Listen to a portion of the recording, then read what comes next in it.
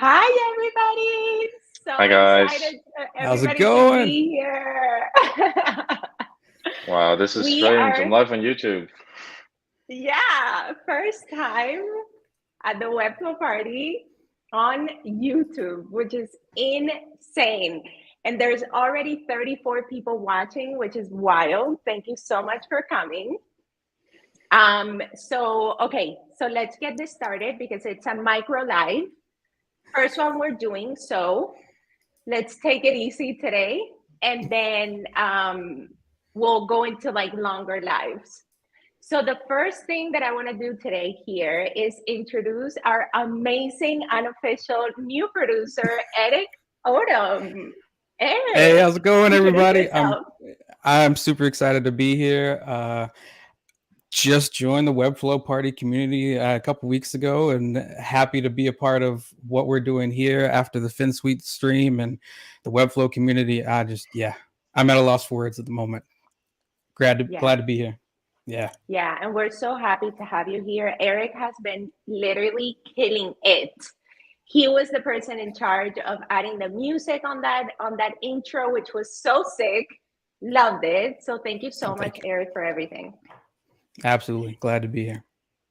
Awesome. Okay, and then the star of today's show, Mr. So, Ilja Van Eck. hi Welcome, guys. Ilja. I'm so happy to have you here. Please introduce yourself and tell everybody who you are. Okay, well, thank you for the introduction. I'm very happy to be here. For the ones that don't know me, I'm Ilja Van Eck. I am a 20-year-old. I come from the Netherlands, from a small city in the south. So not Amsterdam, as many people think once you say you're from that country.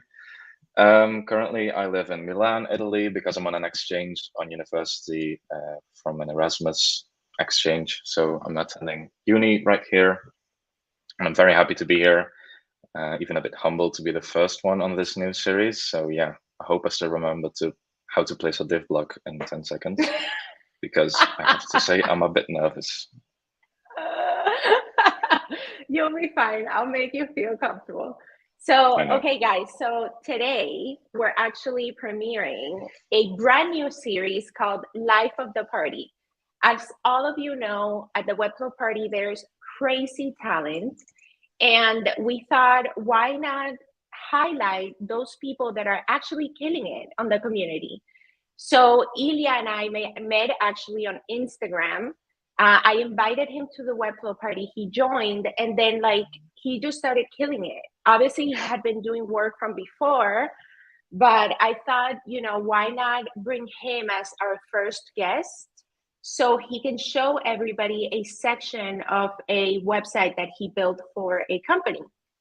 So Ilja, walk us through the website that you're going to be showing us, and Hmm. then walk us through first the section that we're going to be rebuilding live and what you used in that section. Sure. Okay, so I think it's easiest if I show the actual website itself first that I built. I hope the screen is switched in the meantime. I have a slight delay, so I'm not sure if it's live. So if you can tell me when you can see the website. Yep, we can see it. Okay, so recently I collaborated with some awesome people from Sydney, Australia, and we did a website on a new project for some new apartments, as you can see. So this here, the scroll section, is the one that we will be building today. Mhm. It's made with the Cheese app. And shout out to Timothy Ricks because he is actually using this um, as inspiration from a tutorial from Tim. So I think he's frozen, or am I frozen? He's frozen. Oh no, guys, Ilja's frozen. I think his video is frozen, but not. Okay, he's back. Hi. Okay, I think that was too much for a second, including the live stream. So I just closed off the website, and this is the actual project that we will be building today live. This is a clonable in my Webflow account now as well, and it's exactly the same section with the same content, the same interactions, and it uses GSAP, a scroll trigger, to animate the border radius, and to show the button appearing from behind a mask. Technically, showing the button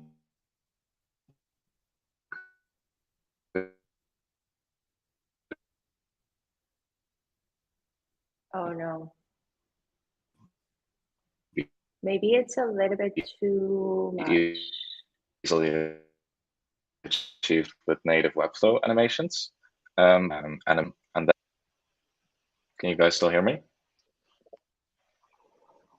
Yeah, we can hear you now. I think it's like when you move it. So maybe when you're talking, don't move the screen. Yeah, so it doesn't, I think that's best. It doesn't. So can you repeat what you were saying, because we didn't hear you? Okay, so in the animation, you'll see that the actual button in the center comes from behind the mask. That's something we could actually very easily do with native Webflow animations.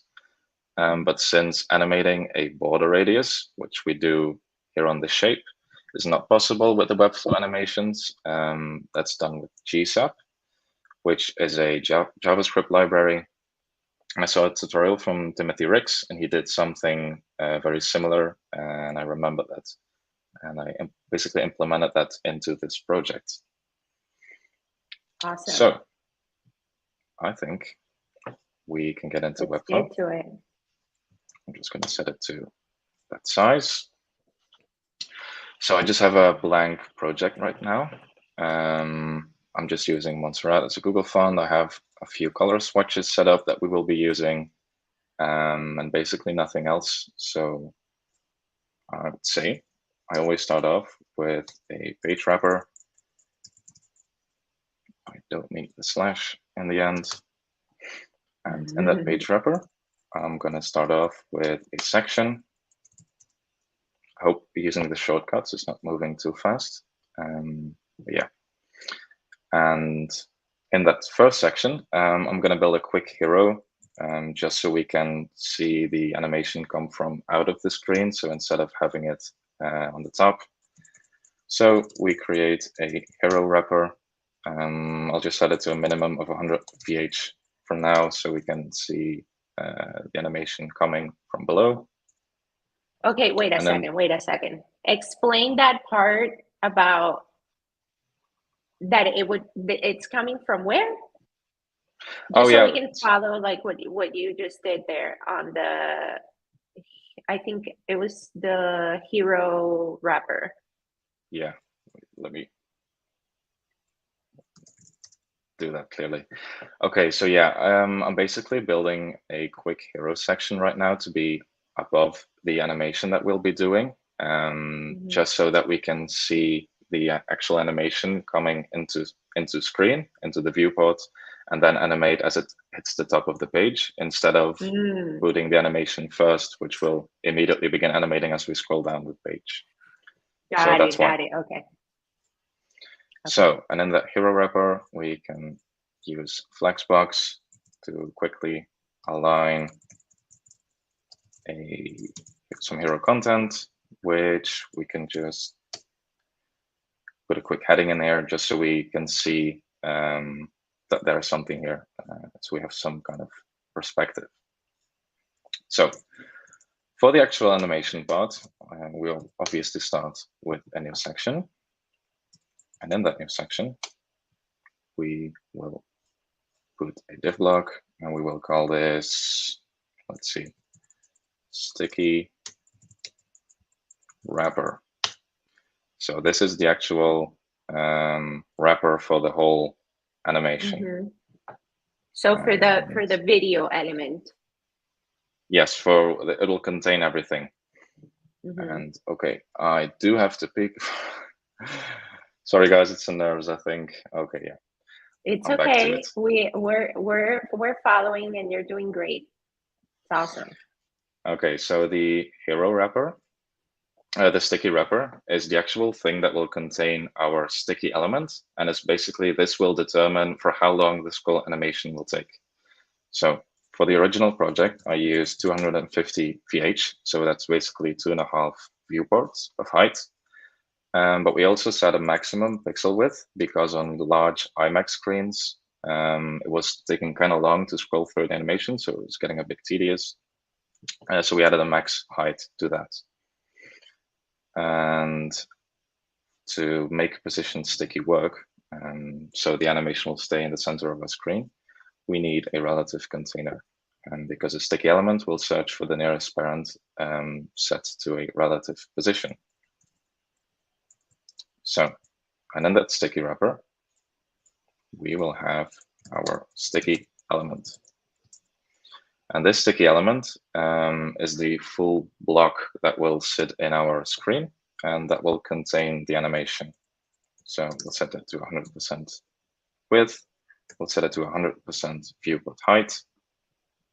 So that once we start scrolling, wait, let me set it to sticky for a second, let it stick at the top. And now we can see by the label, even though we don't have any content, while we scroll, you can see that I'm scrolling. The sticky element is sticking to the top, to the 0 position of the relative parent, which is the sticky wrapper. And in this sticky element, we are going to give it some center flexbox. And now we'll actually have the sticky content. And this will be the element itself, the shape that we see, the shape that we animate from kind of like a pill shape to a full screen size. So let's see. We'll use a position relative. I'll explain that in a second. And if I remember correctly from the design file, so this might differ from any applications that you guys do, but this was the actual size from the pill shape from the design file. I have a question, Ilja. Yes. You are doing this literally by eye. Like you just are just building this like naturally. Like this is just normal. You know what I mean? Like I have to admit that I obviously studied the project before coming on this live stream, so I kind of was back into it. But still, I mean, it's admirable. That's awesome. Okay, thank you, I guess. Let's see. So that's the shape, and right now it's a square box. But I am going to add some border radius, and instead of adding 100 VW or 100 rem, if you've set the body font size to VWs and for some fluid positioning, I set it to match the height of the element. But that is purely to do like when we are going to animate the shape to a full screen size. I found that using the height as a border radius, it kind of created the expanding of the border that I liked. But you can obviously use and try around with this and see how it will affect the scroll effect. That's very cool. Very cool little tip. Let's see. I'm not going to add any borders yet because we won't see it, and there is a little trick there too. And the reason I said I would get back to it, that I set this sticky content to relative positions, was because I want to have a full size background image. So we'll just set this as a sticky BG. We'll set it to 100 viewport width and 100 viewport height. We'll set some absolute positioning. And I kind of messed up here for a second. Let me see. Where did I go wrong? We have some relative positioning. I forgot. I have to set some minimum height and minimum width. Yes. Wait. Kind of messing up right now.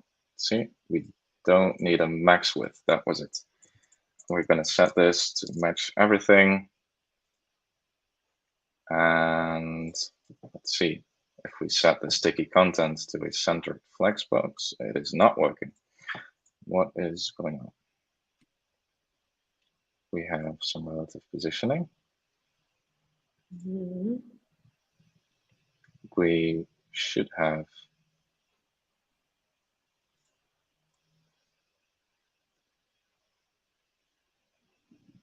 Kevin is saying maybe overflow hidden.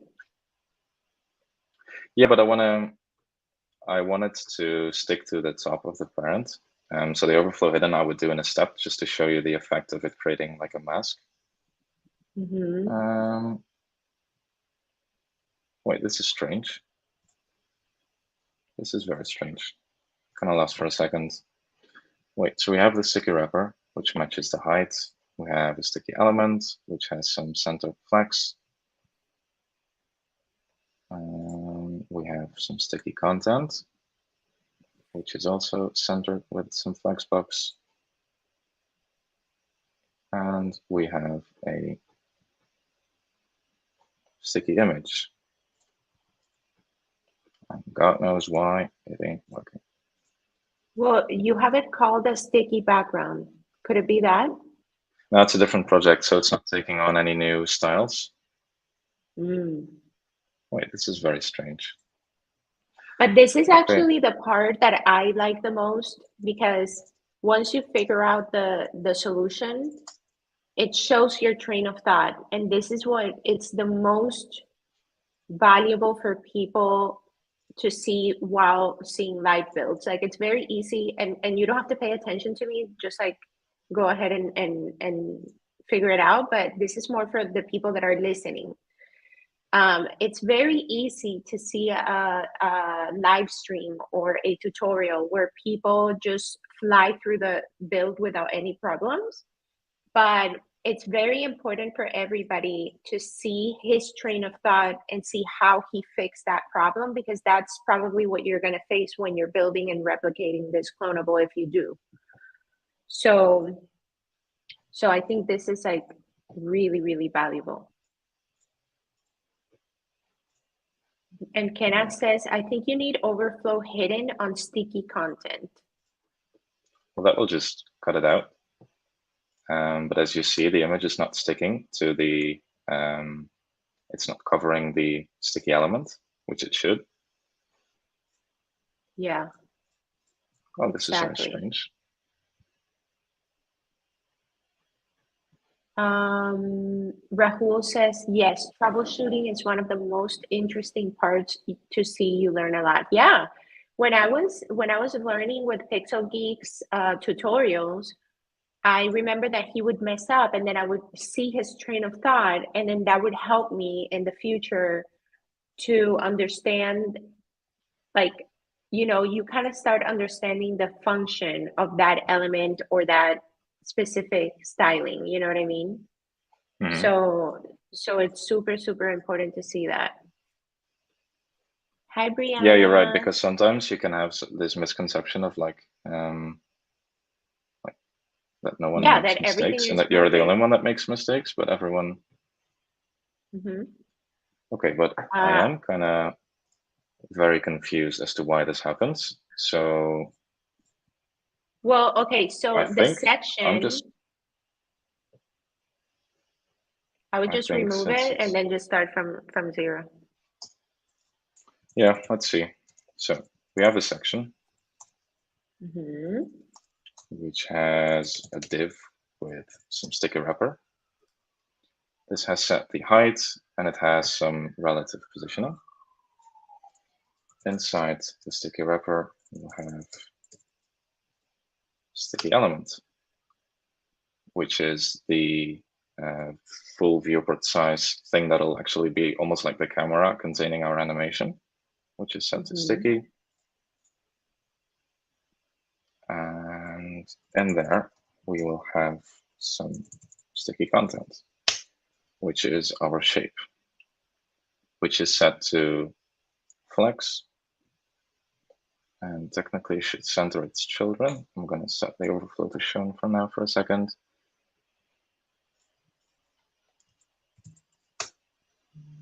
So let me see. Let's start over. I'll call it sticky image instead of BG.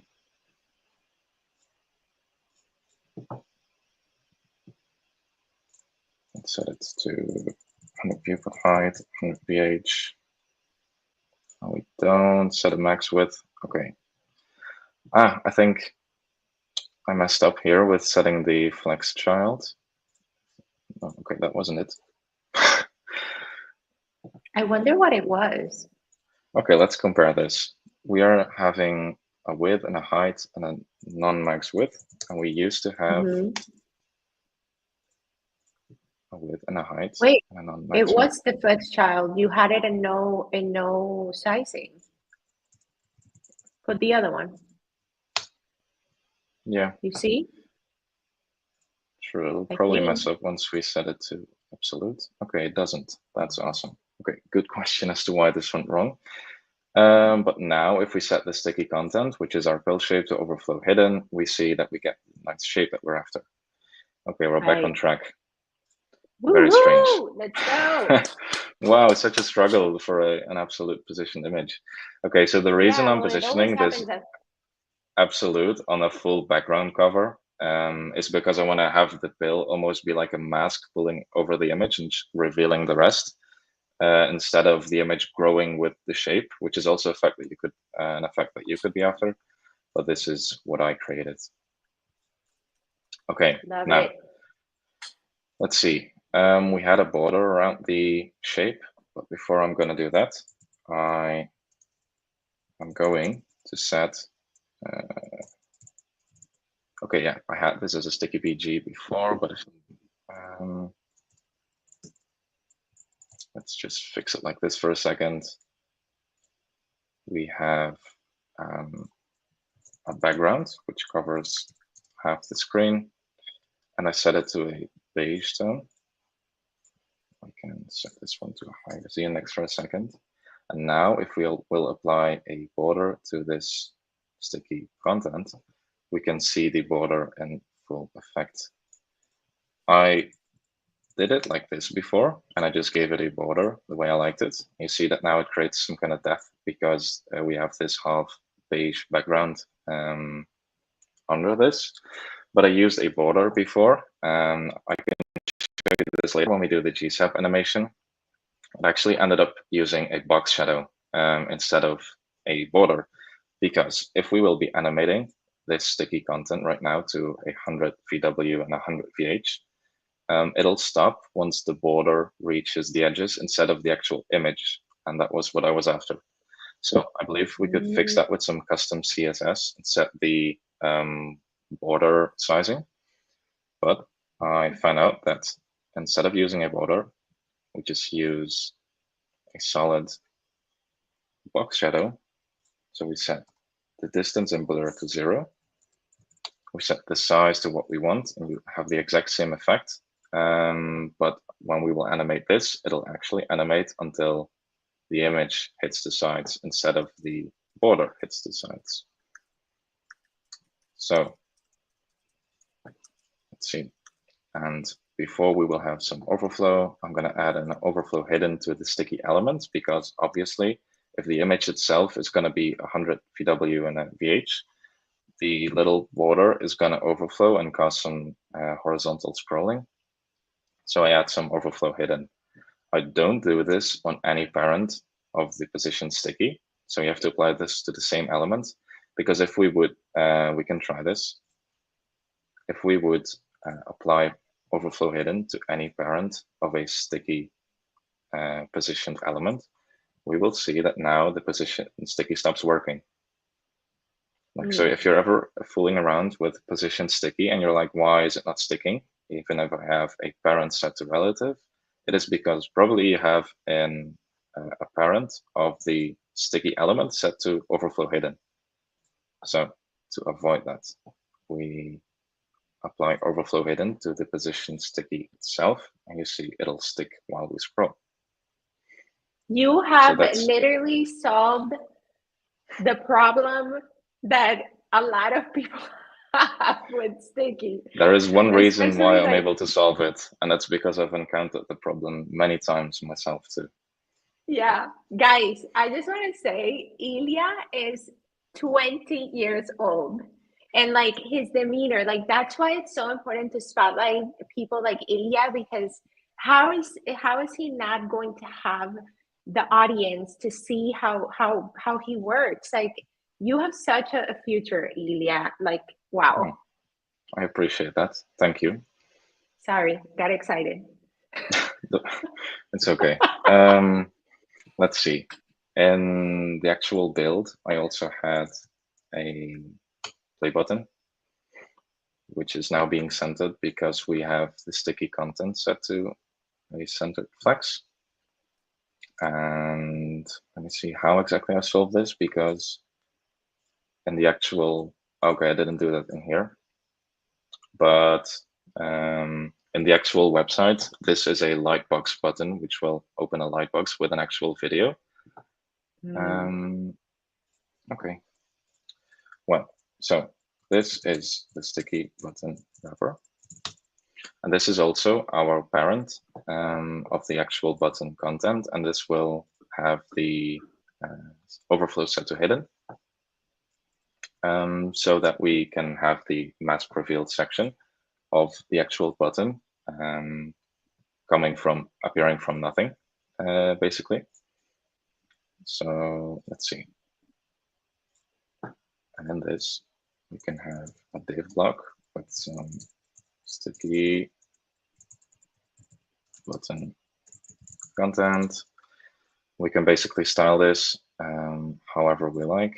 I don't know if it was a bit much. Oh, this is going to be good. Let's see. We set some background. We set some border radius. Set it to a horizontal flex. And we can apply some spacing between the actual word and the play button and the button itself with the new flex gap functionality, which I love, by the way. I don't know if I'm the only one using it all the time right now. No, we all love it. We all are Team Gap. Okay, cool. So I applied some absolute positioning to get it on top. Let's see, in that button content, we can have some text. Now, obviously, since I don't have any regular, some custom code to get rid of this basic styling, I'm just going to do it by hand for a second. Let's see. Something like this. And next to the image, next to the text, we're going to have a little play button.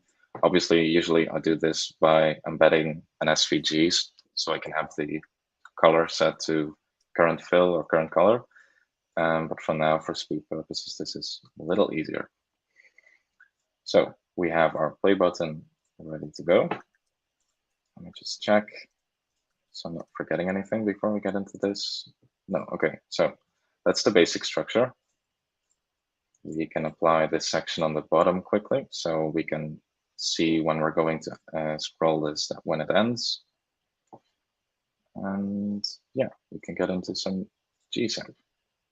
I love that little design decision you made on giving that border. First of all, it's super thick, and I love it. And then second, that you decided to go just a few shades lighter.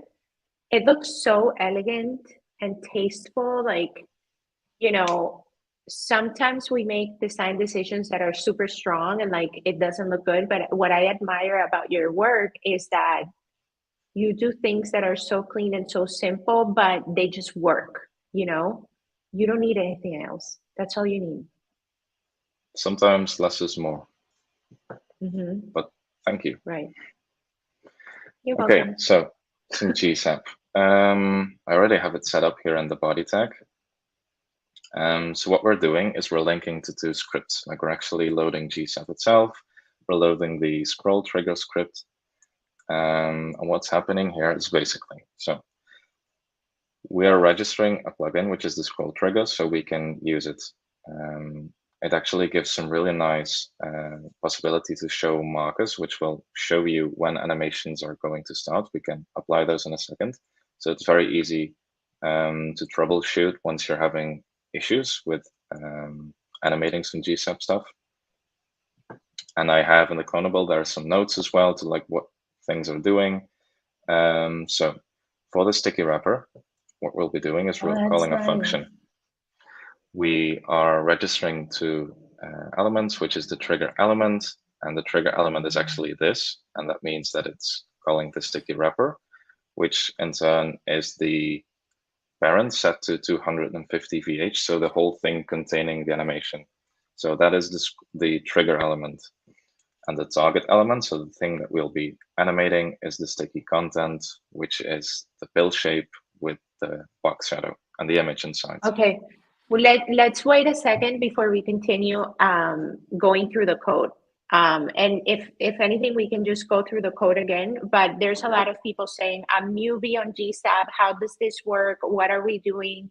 So why don't you like explain first why, I know you already said why we can use native animations, but maybe people here haven't heard. So maybe walk us through what is the reason behind GSAP, why are you using it, and how does it work in the grand scheme of things? Like how do you get the code and all that stuff?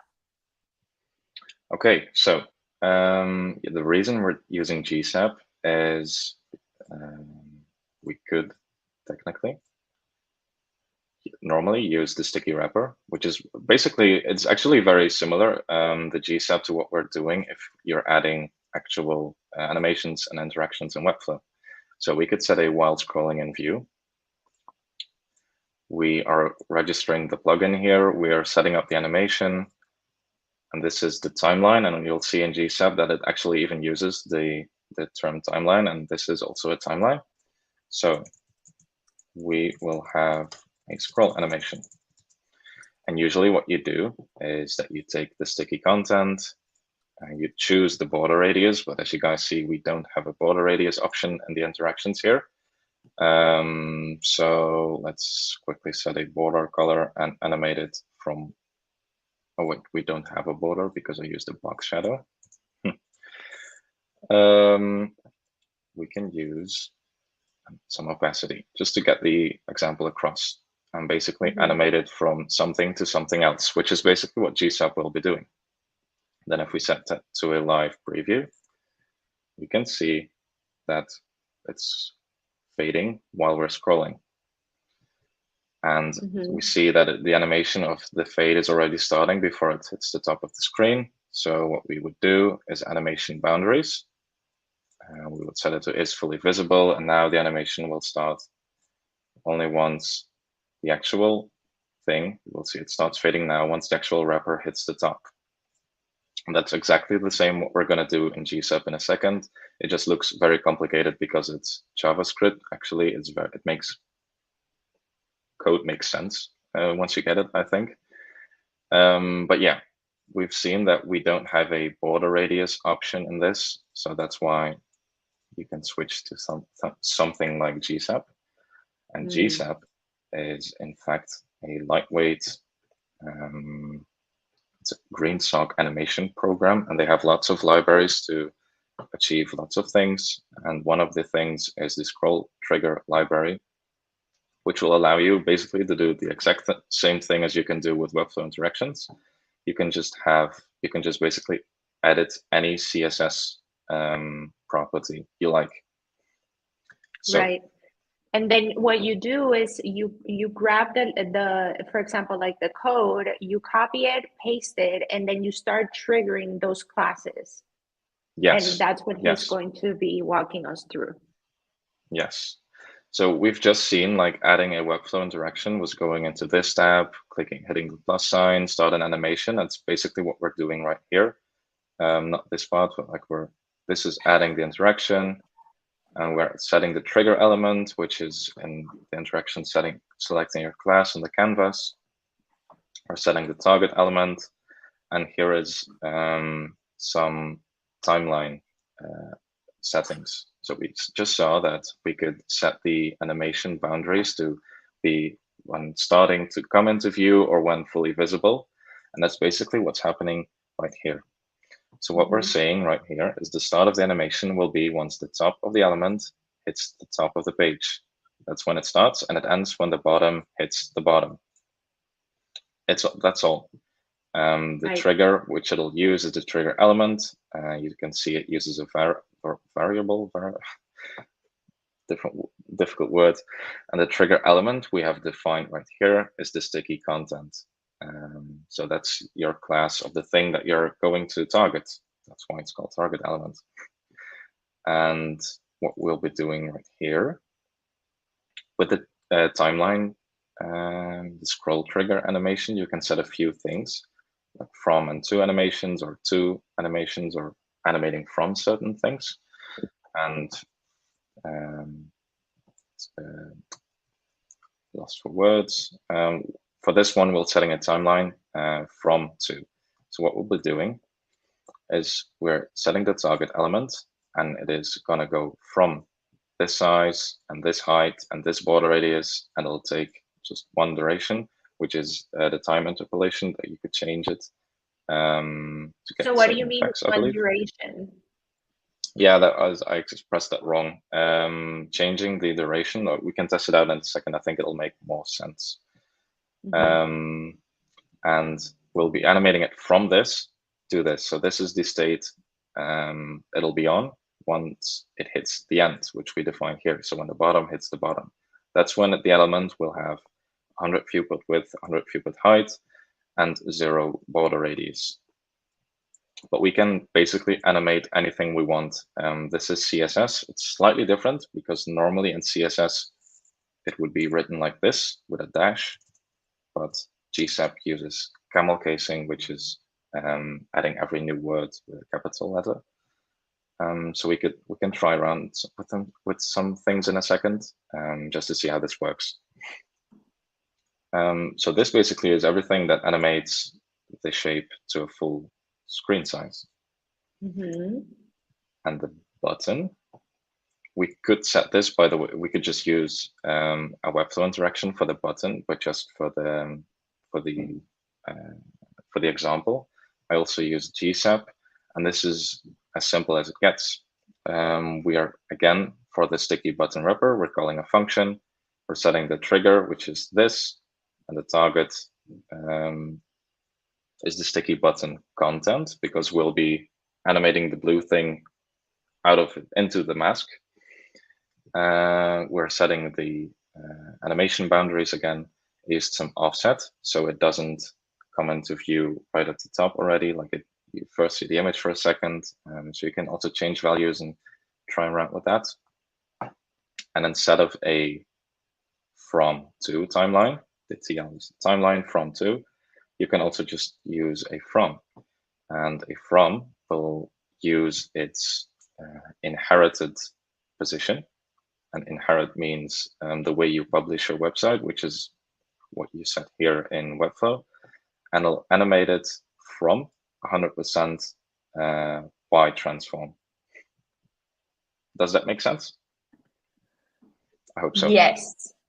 So I think basically so. What it does that make sense? is that basically what it does is that in the beginning, it ignores the position that the element would be with your code, and it'll set it from 100%, which is the size of the element itself, to the bottom. And that 100% means, if we just close this for a second, it'll be out of the button wrapper. We can try this. If we use a regular CSS transform, and we set it to 100%, we get the same effect. And this is basically what GSAP is doing right now. It'll load the page with the sticky button to set to this position, and it'll animate it to this position. Oh, yeah. Well, yeah, exactly. Okay. I understand what you're saying. In the Webflow Party, we do it how Joseph Berry does it, that he does that div height and then adds the native animation 100%, and then it triggers it and it goes up. So it's the same thing, but with GSAP. Yes. Okay. So let's see. I believe we have everything set up correctly. So if we hit publish now. So what about easing and stuff? Easing. Okay, I do believe that setting easing on scroll animations doesn't really work, or I believe that's something you could change with the scrub here. We can try that out in a second. But let's see. this is our current animation. So beautiful. And it'll animate once the trigger element hits the top of the page. You see that now when I scroll, it'll keep animating. Uh-oh. Give us a second. Every time that he tries to move the screen, it freezes. So maybe we so can... I just quickly shut off the tab for a second there because it can't run at the same time. But yeah, basically that's the essence of things. That's beautiful. I was talking about that we could play around with some GSAP right here. So if, for example, we would want the border to become 0 while scrolling. So instead of the image visually pushing out the border of the screen, it would just animate to 0. This would be a box shadow. And we set some quotes. Oh, that's the wrong arrow key. So we set it from this. I don't know the hex code of the box shadow out of my head, but maybe this will work as well. And basically what we're doing here is we're setting CSS. Like if you open up the build shape in CSS with inspect, you can see that, if we save this for a second, that 001.5 VW that I just wrote down is this notation. It's 0 pixel distance, 0 pixel blur, and 1.5 VW in size.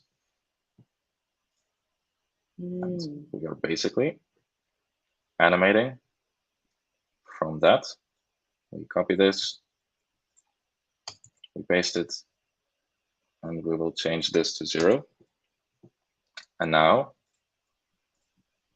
I'm just during the stream now, I guess I'm just not gonna scroll up and down too many times, maybe just a bit.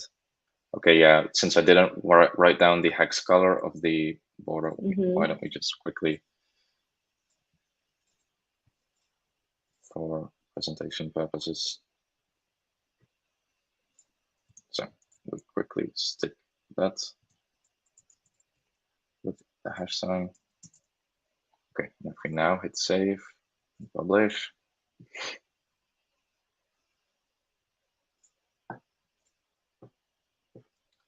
Okay.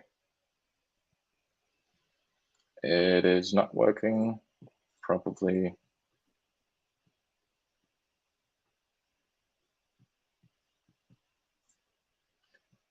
Box shadow.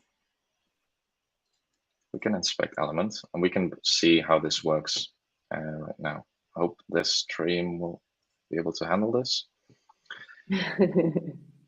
Okay, so basically what we're seeing right here is that the GSAP is adding so-called inline styling, which is, it adds it to the HTML. And it is, if you scroll down, we can see that it's changing right here as we scroll. And these are the properties that we defined in our GSAP. So the width, the height, the border radius, and the box shadow, blah, blah, blah. I don't know right now why this ain't working, because it seems that it should have a 1.5 VW box shadow right now.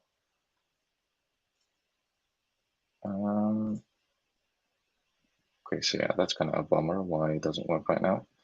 But yeah, you see that as we scroll down, it'll animate this into the CSS to the desired state. Let's see. And in the end,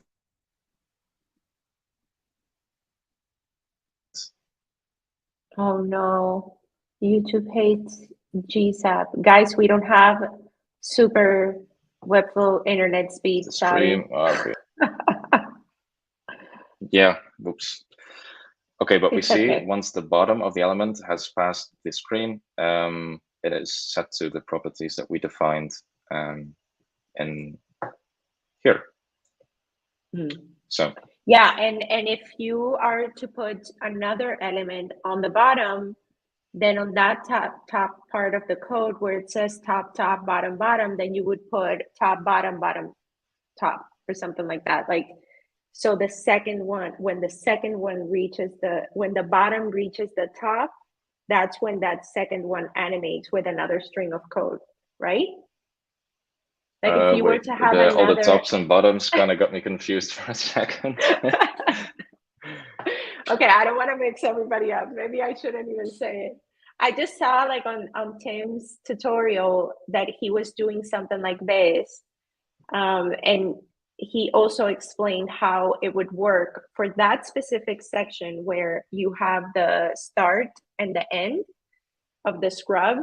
If you add another element on the bottom, then instead of it being top, it starts animating when the top reaches the bottom, I think, or the bottom reaches the top, I think.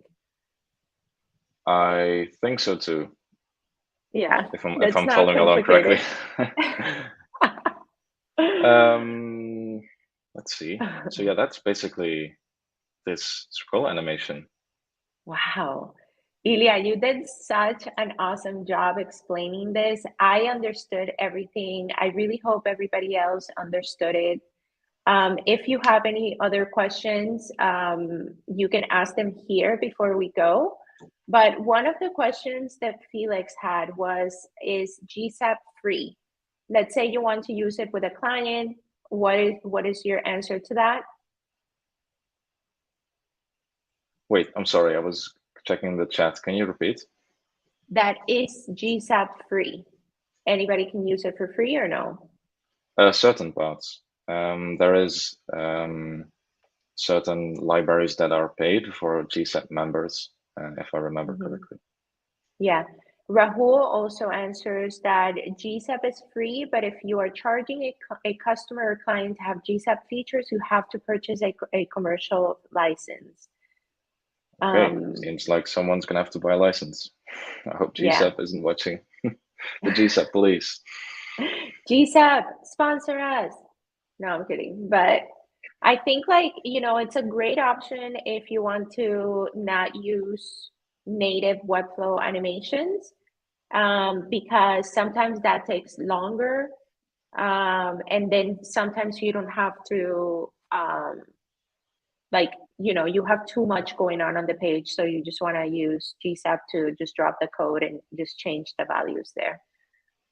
You can, yeah, because GSAP is very lightweight, so it won't hurt performance. Although I'm still a big fan of doing whatever is possible in Webflow interactions and only get to custom code if it'll really speed things up for me. So yeah. Right. Okay. Well, thank you so much. I was going to call you GSAP. No. Thank you so much, Ilya. You absolutely killed it. You did it. I told you it was going to be super fun. Yeah, true. You did. How did you feel? Okay, it's a clonable, by the way. I just maybe half an hour ago uploaded it to Webflow. So if you guys want to try around with it, it is clonable right now. It's awesome. GSAP scroll trigger animation or something. I don't know, maybe Eric can pull up the link from my Webflow account. It should be up. Yeah. And also, this website, Callisto, is actually nominated right now on awards. So if you want to show your support, just go over there, type Callisto. I don't know if we have the link, but you can vote for him so he can take home his second award.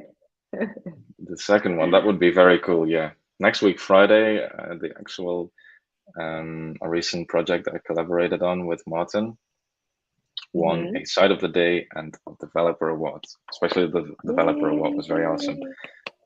So that's amazing. You guys can build award-winning shit with Webflow. You don't need any complicated frameworks for that. Exactly. Encouragement for everybody. Well, absolutely. Thank you so much, Ilya. Thank you so much for everybody. We have our first 41 people watching until the end of the stream. Thank you so much, Eric, for helping us get this off the ground. I'm planning a lot of new spotlights. We already have 4 people lined up for this event, so I will be announcing more in the future. And we'll also, if you guys like the stream or you prefer on Butter, how we usually do our parties, I also have another set of live streams, like live builds with really talented people in the community, maybe like a wizard here and there.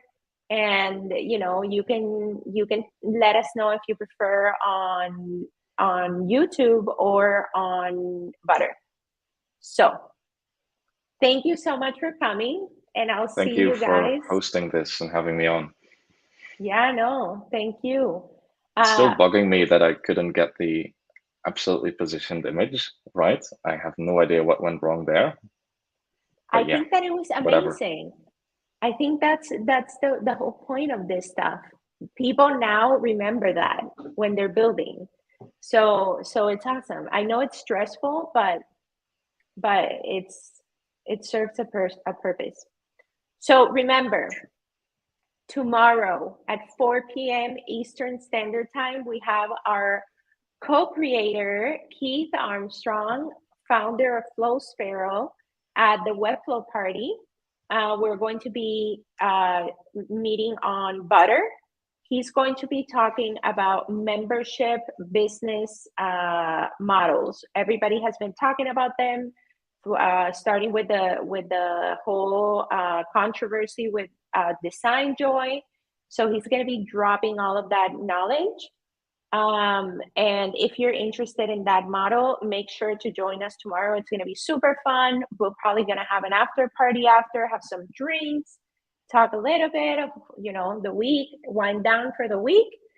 And that is all, unless I forgot something. Okay, the Webflow Show on Twitter Spaces every Tuesday, 10 a.m. PST and 1 p.m. EST with Keith, Grace, and myself.